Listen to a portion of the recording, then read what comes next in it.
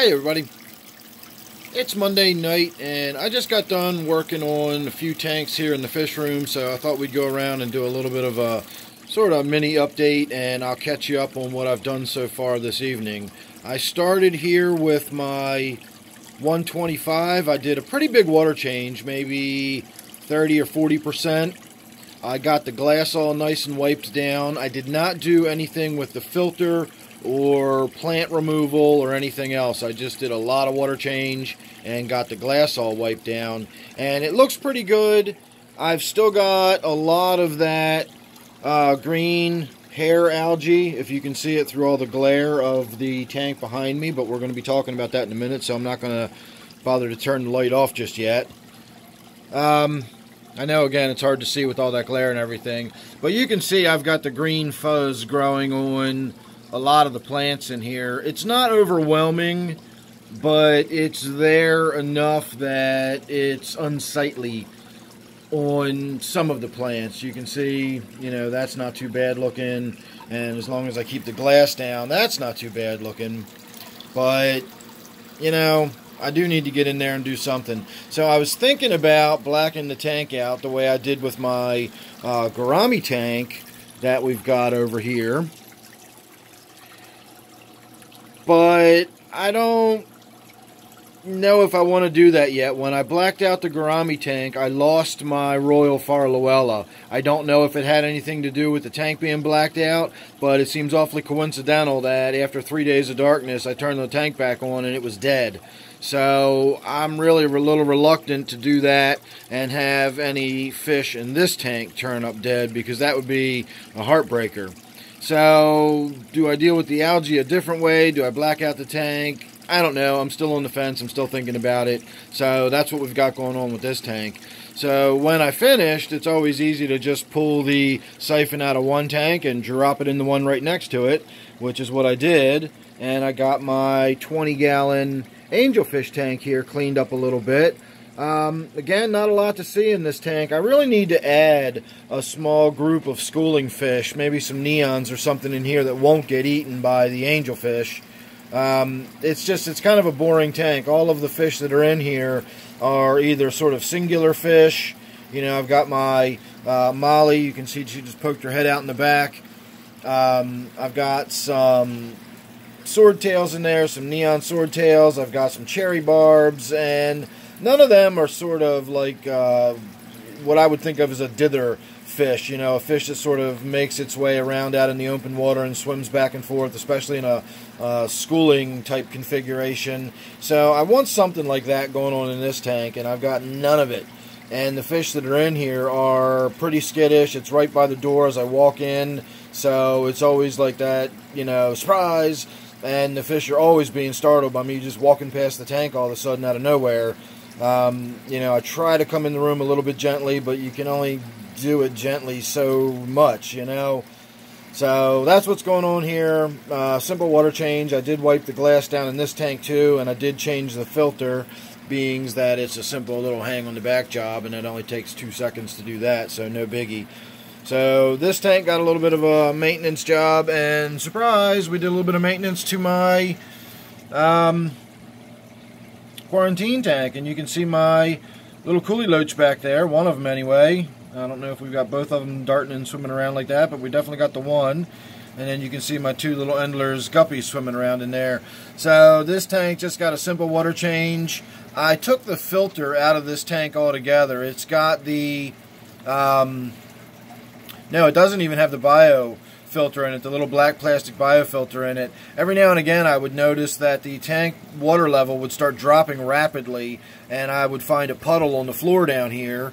And I made the mistake long ago when I put this stand up. I never put the feet on it, so it's sitting directly on the floor, and of course it's made out of that press board particle board, and I'm always terrified that if it ever gets wet, it will soak up water and lose its integrity, and you know, the weight of this 125-gallon tank will collapse it. And so with this tank, when the filter would get clogged, it would start you know, just because it was flowing so vigorously, it would sort of splash out the back of the filter a little bit, and it would get me this little steady drip going down the back, and I would get a puddle, and of course the tank level would get lower and lower. So I just took the filter out altogether. I took the little sponge filter out and everything. I just let it circulate the water, which is all you really need if you've got a tank that's well established. The tank itself houses enough bacteria that for the tiny little population that's in this tank, I'm not too worried about it. So again, ever since I've taken the filter out of it, I've never had any of those kind of issues. And then this, of course, is the first time I've done a water change since I've taken the filter out.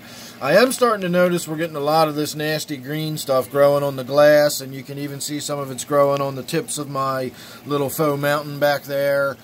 This probably is some of it growing on there. So never had that in this tank until I put that in here, and that is a wad of Marimo moss ball that I had in my 29 miscellaneous for years and years, and I finally pulled it out of there because it was starting to fall apart and break apart, and I threw it in here just for the heck of it, and now I've got that green stuff growing on the glass, so not really sure what's going on with that. But again, this is just a quarantine tank, so it's no big deal. I only kind of keep it up and running just for when I do need it.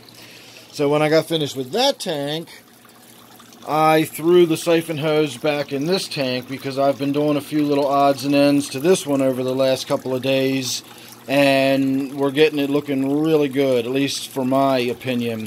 One of the things I've got going on right now is I removed some of the leaves and cover from this end of the tank, and right now I've got a little spotlight hanging there. That's a 5000K color temperature, and it is a spotlight, not a floodlight, and it's basically shining straight down into the tank right there.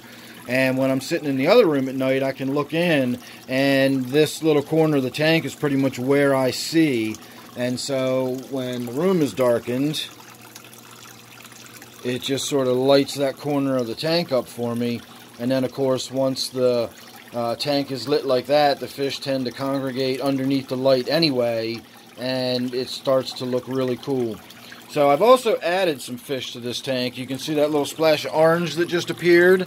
That is one of my new fish. I added 2 cobra guppies. That's one of them, and there's sort of a yellowy, that's the other one right there. The yellow and black one is the one cobra, and then that sort of orangey one is the other cobra. And then of course I have those fancy males in here, which I'm just absolutely loving.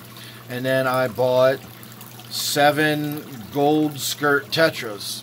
So I thought the gold skirts would look good with the natural lighting on this tank. What we've got now is not the highest quality lighting. It's not bad, but it is sort of a low budget bargain brand floodlight that is not really meant to be highlighting the subtle colors of fish. It's meant to light up your parking area or whatever you're trying to shine a spotlight on. So this LED is a fantastic LED that is meant to, well, it's not necessarily meant to highlight your fish, but it is meant to mimic natural sunlight very closely, and it does a fine job of it. So when this LED is lit up and you've got those gold skirt tetras in there, and you've got some tannins building up in the water, which I don't have a whole lot at the moment, at least not by this tank standards, because I just did a pretty big water change on this tank too. But the tannins and the high quality light shining on them, I really think those gold tetras are going to pop. Every fish I've got in this tank so far, I'm going to try from now on at least. My theme in this tank is going to be sort of bright and colorful. It's going to be a really tannin stained tank. It's going to be kind of a dark tank. And having bright fish in here is going to be sort of a little splash of color in the room. A lot of my fish are not necessarily brightly colored, but this tank's going to be. I do have those American flag fish in here, and they're not too brightly colored, but they do have little flashes and sparkles. And then, of course, I've got that gourami, which is not overly bright either, but is bright enough. The guppies, that's what I'm talking about when I say bright. They pop. They really stand out. You know, something like a diamond tetra or something might go in there. That would be a really pretty fish to put in there. Neons, cardinals. I've never had any luck with cardinals. I've tried to keep cardinals several times, but I've been thinking about it lately, and that was always back when I was very young at keeping fish, very new to the hobby, and not necessarily young as a human, but young in the hobby. And I just never had any luck with them. So I'm wondering if it wasn't my husbandry. Was I doing too many and too much water changes? Was I doing something that wasn't keeping the water stable enough for them? You know, do I have the skills now to keep cardinals alive? Because I really like cardinals. I think they're awesome. I like the cardinals better than the regular old neons, but you know, again, I gave up on them after a while. They're really expensive, and when you just buy them and they die in a matter of a week, you know, I wasn't buying them from the PetSmart where I could return them. I was buying them from a good fish store where if they die in a week, that's your problem. And so, you know, $5 a pop or $4 a pop gets expensive. So I haven't had cardinals in a long time, but some cardinals in this tank would look awesome. So, you know, we'll think about it, whatever, just rambling on, letting my mind wander here, thinking about potential for this tank. We're growing in nicely. I have not done any work on aphid treatment today, but I did a big batch of it yesterday, and so far so good. I have looked around a little bit, and I have not seen any new aphids crawling around. So there's my little update for tonight.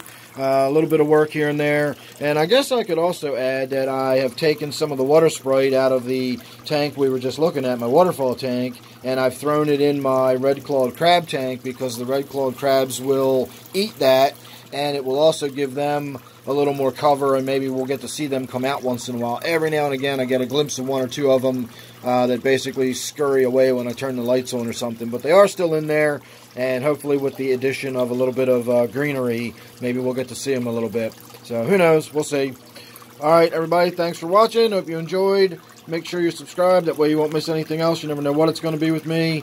And then don't forget, of course, I call this one here my Waterfall tank. So thanks for watching. See you real soon in the next one.